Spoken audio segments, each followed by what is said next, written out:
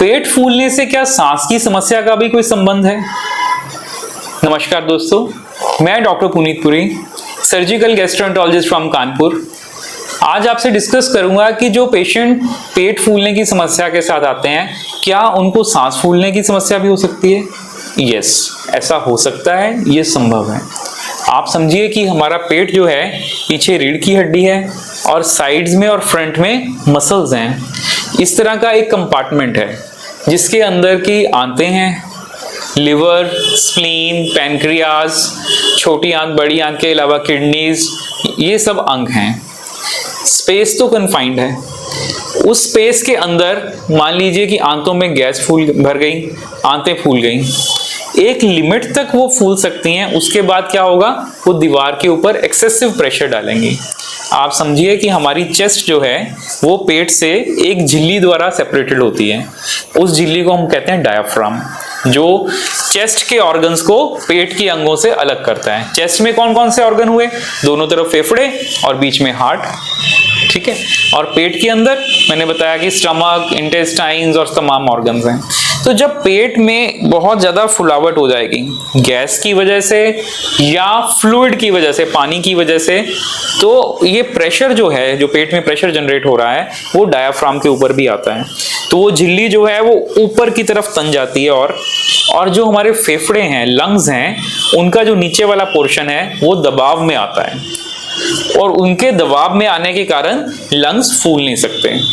Lungs हमारे क्या हैं? एक स्पंज की तरह होते हैं। जैसे ही हम सांस लेते हैं तो ये फूलते हैं और जैसे ही सांस छोड़ते हैं तो ये पिचकते हैं।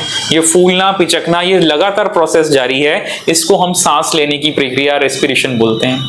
लेकिन जब पेट में नीचे इतना भारी भयंकर प्रेशर बढ़ गया है तो लंग्स के ऊपर कांस्टेंट दबाव है और उस दबाव की वजह से उनका एक्सपेंशन जो है वो नहीं हो पाता, वो प्रॉपरली फूल नहीं सकते। तो इस वजह से सांस लेने में दिक्कत आती है। कुछ पेशेंट्स में एसाइटिस जब होता है, पेट के अंदर पानी होता है, और वो भी स्पेशली जब वो पानी ट्यूमर की वजह से होता है, तो ऐसी कंडीशन में लंग्स में भी पानी आ जाता है, लंग्स के बगल में, प्लूरल डिफ्यूजन बोलते हैं, और वो पानी भी लंग्स को दबाता है। अब लंग्स की कंडीशन समझिए, नीचे से पेट का प्रेशर है, डायाफ्राम पुश कर रहा है उनको ऊपर, और लंग्स के बगल में भी पानी आ गया और वो भी लंग्स को दबा रहा है, तो लंग्स एक्सपेंड कैसे कर पाएगा? फूल ही नहीं पाएगा। तो इस तरह से जो मरीज है उसको सांस लेने में बहुत अत्यधिक मेहनत करनी पड़ती है, वर्क ऑफ ब्रीदिंग बढ़ जाता है। कहने का मतलब